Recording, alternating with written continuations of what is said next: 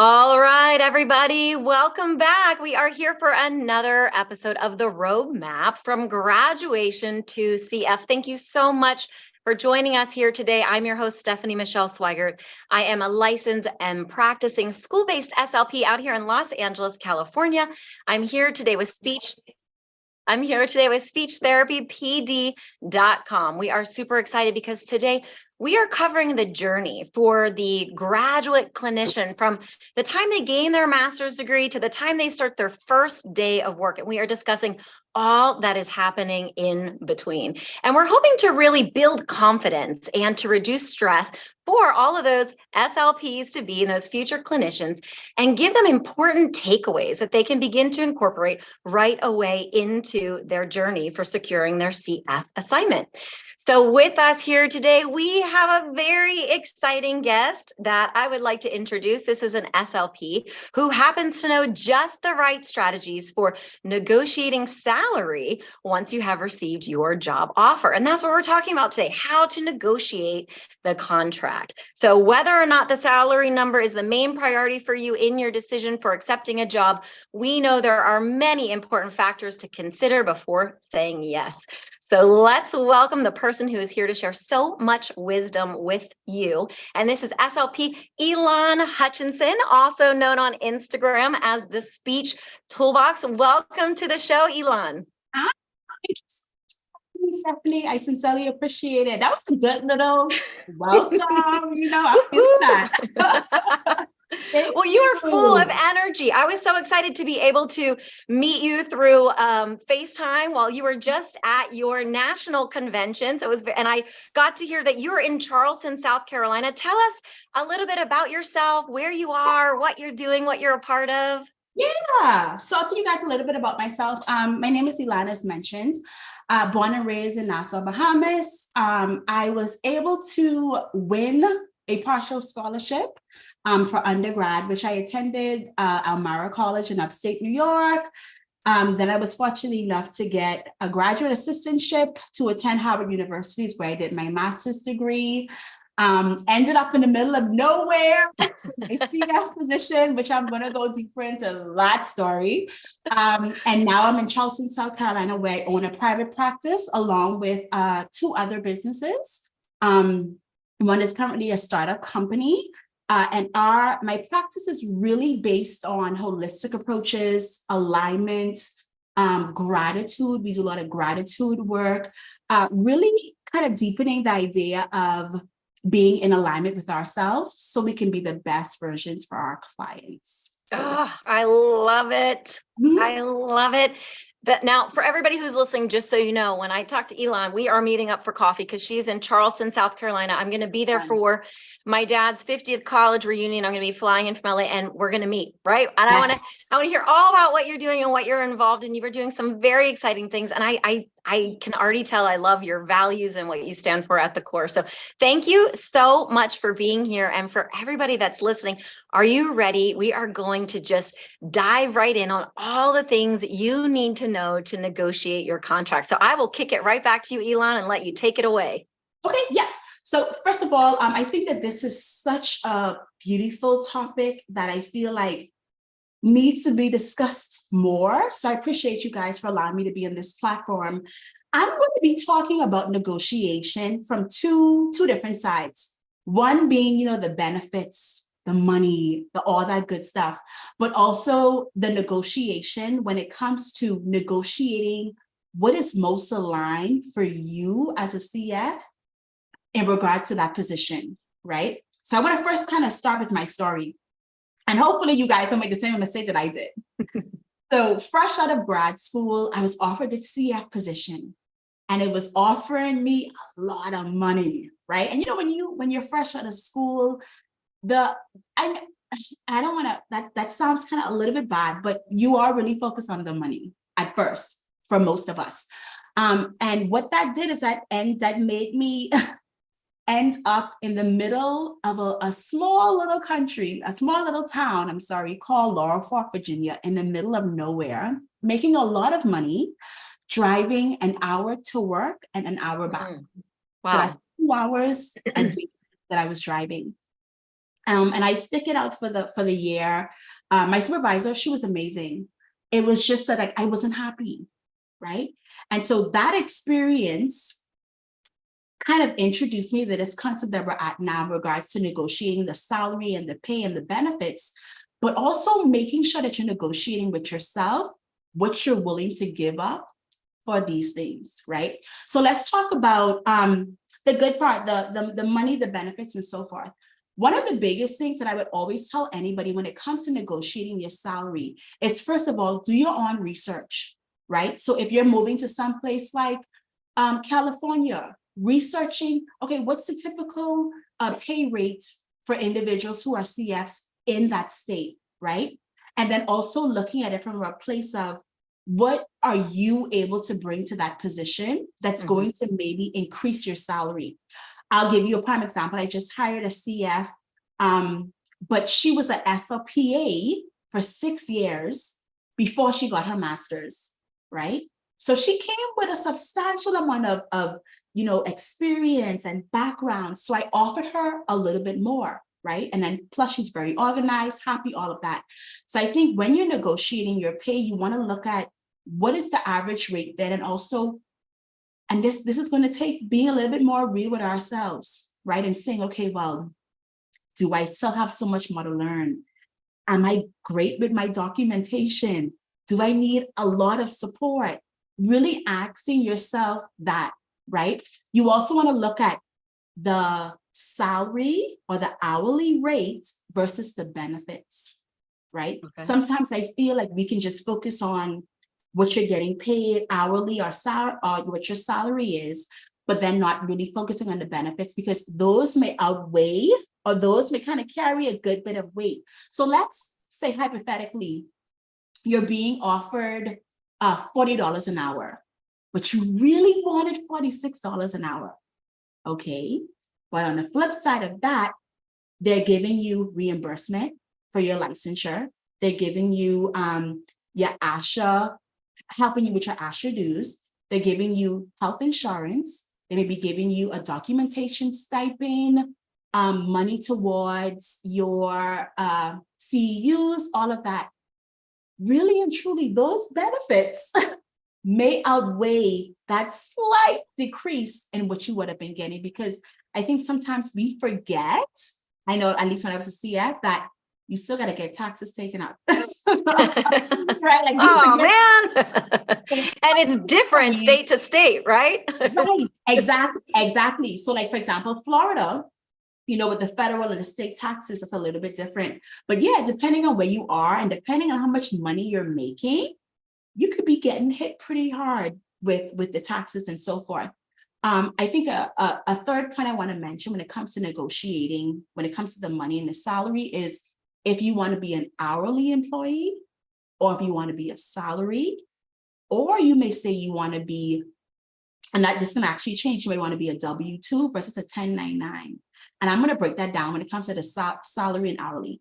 Personally, I own a private practice where I pay I don't call them my staff, I call them my coworkers because we work together, but I pay them on an hourly basis.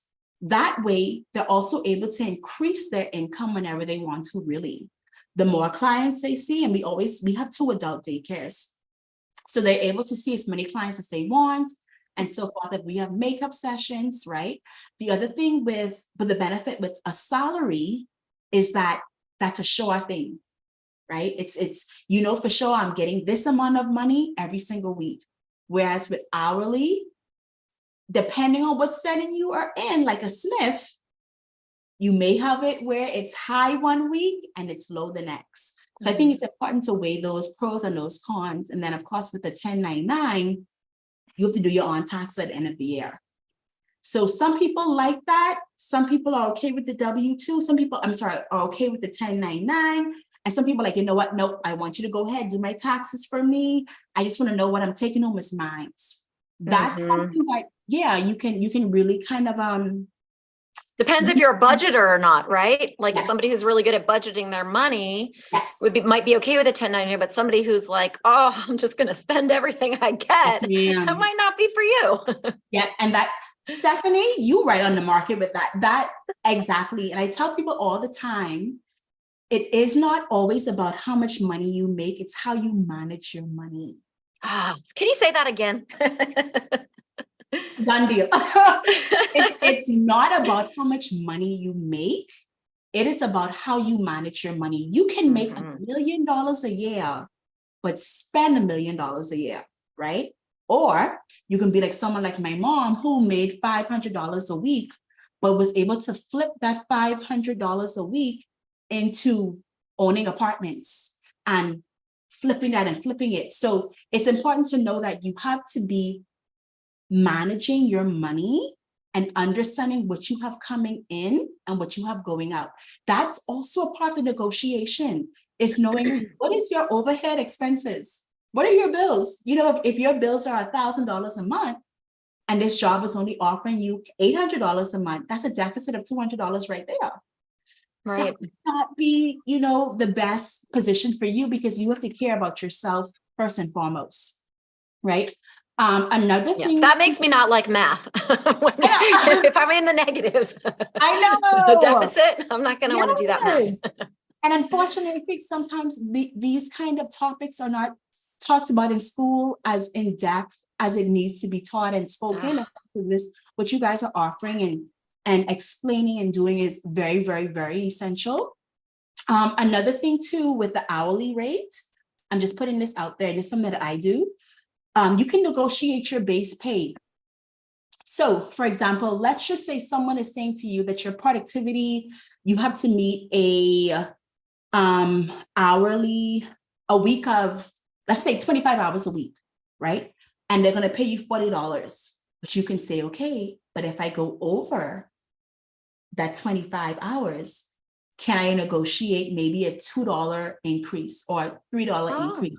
Okay. You know, so it's like, okay, from 1 to 25, it's $40 an hour. From 26 plus, I want $45 an hour. And that's very good. And I have people that negotiate that with me. I'm like, let's do it. Because my productivity from my coworkers is 25 hours a week. Another thing too that you may want to negotiate, and people don't realize that you can negotiate this. You can negotiate, or at least attempt to negotiate, the productivity rate. Yes. So talk to us about that a little bit. I'm a school-based SLP, and there might be some school-based SLPs listening. So talk to us a little bit about that if we're not sure what that means. Yes. So with the school, you can actually be hired either through a contract company or directly through the school district, right? So that's two different funnels that you have. Now, if you're contracted through a contract company, sometimes they come with a productivity cap, like, 80% or this amount, or you need to be seeing this amount of clients a week. You can negotiate that in your terms. Okay. The truth of the matter is, this school or this company needs you way more, especially as SLPs. We're hot in demand. In demand. So it's like we have that ability to where we can negotiate. Okay, well, honestly, you know, and I think it's important to say this. I have a 3-year-old son, and if I was working for someone, I have to say to them, well, listen, I have a 3-year-old son, and I need you to know I may not always be able to meet this 90% productivity, because if my son is out sick one day, I have to stay home with him. That's being very realistic. And if that company or that job can't understand that, and always make sure everything is in writing. You always want to make sure you got that paper trail, right? To protect yourself. But you can always negotiate. And also, if you find a school that you want to work at, but they're not willing to negotiate those terms, try going through a contract company to get to that school. That's also a possibility as well.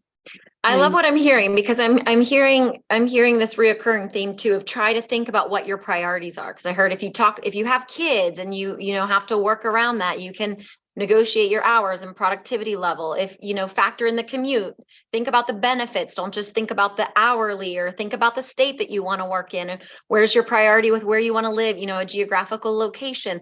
So I like that you're kind of highlighting, because I think you're right. I don't remember, it was 17 years ago for myself, but I don't remember this conversation ever happening in grad school. I loved my grad program, but I don't remember this type of conversation. And when you mentioned something about, when you first graduate, thinking about the money, I remember I was thirsty for a paycheck, because here I was in my early 20s and I had been going to school my whole life, and working little jobs to get through grad school that weren't very high paying. But now I'm in this career and people are throwing dollar numbers at me, and it's you can get very blinded. Yes. And we are in demand, so those dollar numbers can go up. And so I love that you point out some of these different aspects for these SLPs to be, or not even just SLPs to be, maybe people who are changing job settings. This could be applicable to SLPs already in the field, or SLPAs who want to maybe make a transition to a different setting or a different state, or rethink about their priorities and what's important to them when they go back to the table for negotiation. So I really appreciate what you're sharing. Yeah, 100% of what you just said, because I think this is very important to know too, is that when you're graduating school and you're going out into the workforce, I know this is not the easiest thing to do, but you do not want to operate from a place of lack and limitation. You want to operate from a place of abundance, right? A place of unlimited potential, a place of visualizing what it is you want. Like, visualize the setting that you want to be in, the community of people that you want, your ideal paycheck. Write it down, right? Write down the benefits, see it, picture it, create a vision board of that thing, and know that it's possible. You don't have to settle on the money, the benefits, all of that will come, right? It will definitely come. And I think flipping over from talking about negotiating when it comes to salary and benefits, I want to talk a little bit about negotiating when it comes to what's most aligned for ourselves. Oh, Right? I'm so excited about this. Yeah. You And have my full attention. Oh, yeah. I think that this is such, to me, this is such a deep emotional understanding, and something that we don't think about. I think that sometimes when we are on this path, we're in search of what's next. Let me achieve this. I want to do this. I want to make this money. I want to make these people proud, do this. But sometimes we have to look out for what's best for ourselves, because the moment that we're not able to show up for ourselves, we cannot show up for our clients, right? Think about let's do a hypothetical situation. Let's think about if you're having a really emotional time, right, with your partner at home. And you want to be able to have a relationship with your employer where you are able to say, you don't, because I think a lot of times we have to lie to get time off, right? Oh, I'm sick. Right? But have a relationship where you can say, where you're able to say that, hey, today is just not a good day. So I'll give you an example that I have 10 hours or more of mental health days as part of my benefit package for my coworkers, my employees, right? Because I think that mental health is such an important thing, and sometimes we need a break. So I think when it comes to negotiating for yourself, look at the location. What state do you want to be? You may not want to end up like me in the middle of nowhere, right?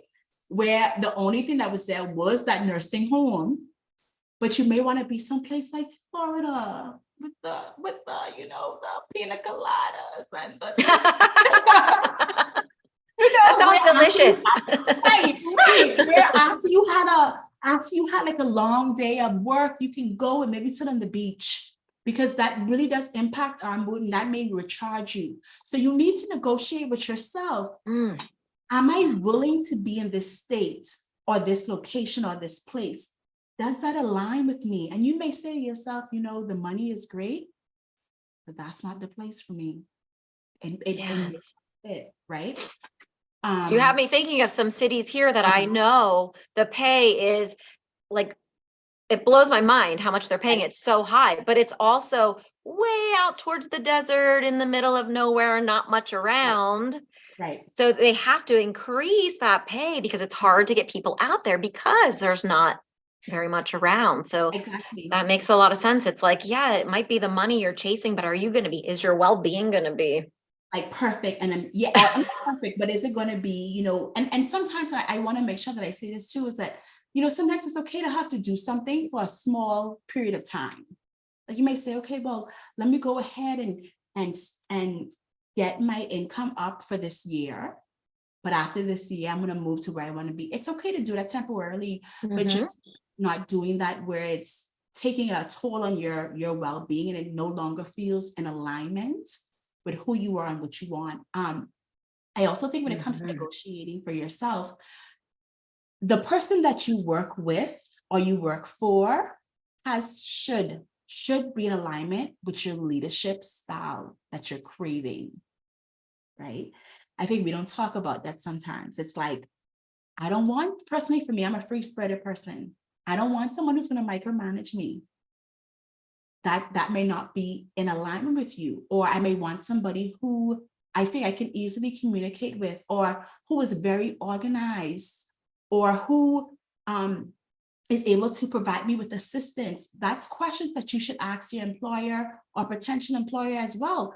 What is your leadership style? It's okay to ask some questions too. Like, okay, well, tell me a little bit about your leadership, your leadership style. And they're gonna say, okay, well, what do you mean? Okay, well, do you guys have meetings regularly? Is there open door policy? Can I speak to current employees?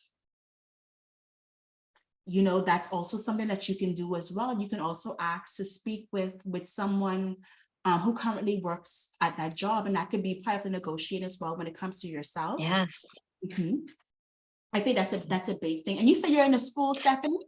I am. I'm a school-based setting, but I also own a contracting agency. So I do Oh, hire I see. SLPs and SLPA. So I'm hearing I'm listening as Both both sides. sides. Yes, exactly. And I have a question for you. Yeah. This has kind of come up for me as I'm listening. What would you say to, because we're both employer, so we can sit on the other side of the table, but what would you say to these new grads as they're going in? The idea of negotiation Yeah. might sound intimidating, or they might feel they lack confidence to show up, or not have the necessary words to be able to communicate. How would you speak to that individual who might, see this as a very nervous place to be? Mhm. So the first place I would start is just with the self, first of all, and saying that I have the right to ask questions and to ensure that this is the right fit for me. And I can ask the questions in a very appropriate, respectful manner, right? Mm. And I think that even at the, like, typically at the end of the interview, we'll typically say, you have any questions for me? That's your Yeah. opportunity to ask your questions. Yes. And Yes. one thing I would recommend too is also maybe having someone else, like a person, an SLP that may have been in the field a little bit longer than you, have them review your questions to make sure Mhm. that maybe it's worded respectfully and correctly, or that you're covering all of your bases. That's the approach that I would take with that. Yes. Oh, I love that. Okay, Elon, you are filled with so much wisdom on this topic. I'm loving what I'm hearing about alignment, and make sure that, the company lines up with you and it feels right. Make sure the state that you're working in feels right. And these are all things to think about when you're negotiating that contract. We're talking about benefits, salary versus hourly. You touched on so many points, and I'm sure there's even so much more to this than what we're able to get to in our time today. But I want to ask you, if people do want to reach out to you as a resource, or to learn more about you or what you're doing, and you also have a private practice, maybe you could be their next future employer, where can people go to find you? Yeah, so I have a few different contacts. So you can reach me at my email at the speech toolbox at gmail.com. I also have a personal website called My Mindful House. that kind of encompasses everything that I am, which is www.mymindfulhouse.com. And then our biggest thing we have right now is we're starting a new business called Secure that provides identification cards and bands for individuals with specialized needs. And that's a big way that you can reach out to us as well, which is at support@securesc.com. So I have three. I love that. Mhm. Awesome. And I know you're on Instagram because I'm following you on the Yes. Speech Toolbox. It's at the Speech Toolbox. Yep, that's Yes. me. Yes. So we'll make sure we have all of the websites and links and everything you just mentioned. We'll put that in the show notes so that people can also just kind of click and go. We are so grateful for you. I know I'm going to be seeing you in the fall. I'm going to be reaching out for that coffee in Charleston, South Carolina. And I can't wait I love that you're into manifestation and visualization and just alignment, all of these things. It's just so exciting. And I love that you touched on not just the external things that we need to think about, but the internal things that we need to think about as well that are so very important in the process. So thank you so much for being here and for sharing with everybody here today. Thank you so much. Thank you guys so much for having me. It was an absolute pleasure. Absolutely. And before we hang up, guys, I always like to just end by sprinkling in a couple mindfulness tips. I want to bring mindfulness to the negotiation process and just quickly touch on some ways that we can do that, because I know that we talked about this a little bit, but negotiating your salary can really, for some people, it can bring up feelings of discomfort. But it does not have to when we activate mindfulness and empathy. And I know we touched on empathy today with Ilan. And it's just like setting boundaries, like we would set boundaries in any other area of our life. And I know that's something that we are getting stronger at as speech clinicians, is really that self-advocacy and setting boundaries in our lives. So a couple of tidbits I just want to share. One would be to reflect and maybe journal on your value, the value that you bring and the unique service that you are offering to the company, and remembering that in the negotiation process. I want you to think about, recognize and process your emotions that you're having before you have that negotiation conversation. And I want you to remember, it's not personal. Don't take anything personally. I want to invite you to think about that. So whatever emotions you're having before you go into that conversation, just recognize it, name it gently, allow it to move through you with some breathing exercises, and then move on into the conversation. And again, those couple deep breaths that you can take before the conversation starts, the neuroscience shows that can really begin to relax your nervous system. We talked about self-awareness a little bit today. So just having that self-awareness, you can also kind of tap into the wisdom of your body. Notice what's going on inside your body when you're negotiating. Are you nervous? Do you feel those butterflies in your stomach? Are your hands shaking? Maybe your heart rate is increased in that time. And you can just bring a little gentle curiosity to, okay, what's going on inside my body? And I can notice it lightly, and I can just do some breathing exercises again to relax my nervous system before I go into that conversation.